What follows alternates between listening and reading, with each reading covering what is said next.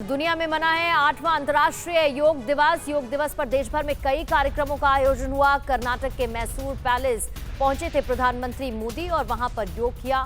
योग part of life नहीं, way of life, प्रधानमंत्री ने कहा। हमें योग को जानना भी है और योग को जीना भी है। 8वें अंतर्राष्ट्रीय योग दिवस के मौके पर प्रधानमंत्री नरेंद्र मोदी ने आज कर्नाटक के मैसूर में योग किया। पीएम मोदी मैसूरू पैलेस मैदान में 15,000 लोगों के साथ सामूहिक योग में शामिल हुए और अर्धलासन, पवन मुक्तासन, शवासन, कपालभाति, अलोम विलोम, शीतली समेत तमाम आसन किए। मैसूरू पैलेस में आयोजित इस योग कार्यक्रम में प्रधानमंत्री मोदी के साथ कर्नाटक की सीएम बसवराज बोम्मई ने भी योग किया। ये पार्ट ऑफ लाइफ नहीं है, बल्कि योग अब वे ऑफ लाइफ बन रहा है। कार्यक्रम में प्रधानमंत्री मोदी ने योग के महत्व को बताया। पीएम ने कहा कि योग पार्ट ऑफ लाइफ नहीं बल्कि वे ऑफ लाइफ है। योग किसी व्यक्ति मात्र के लिए नहीं, संपूर्ण मानवता के लिए है। अंतर्राष्ट्रीय योग दिवस की थीम है योगा फॉर ह्यूमैनिटी।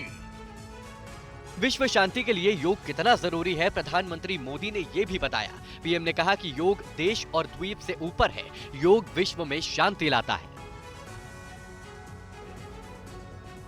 पतंजलि योगपीठ में स्वामी रामदेव के साथ सैकड़ों लोगों ने योग किया। सुबह 5 बजे से ही योगपीठ में हर उम्र के लोग इस कार्यक्रम में शामिल हुए और योग किया। रोज करे योग, हमेशा रहे निरोग।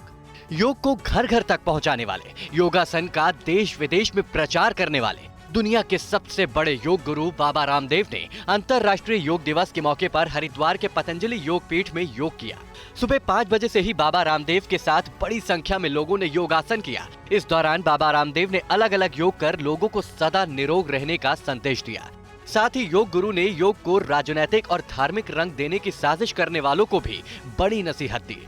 कुछ लोगों ने योग को मजहब का रंग देने की कोशिश की, कुछ लोगों ने योग को पॉलिटिकल रंग देने की कोशिश की कि ये योग तो मोदी जी कर रहे हैं साहब।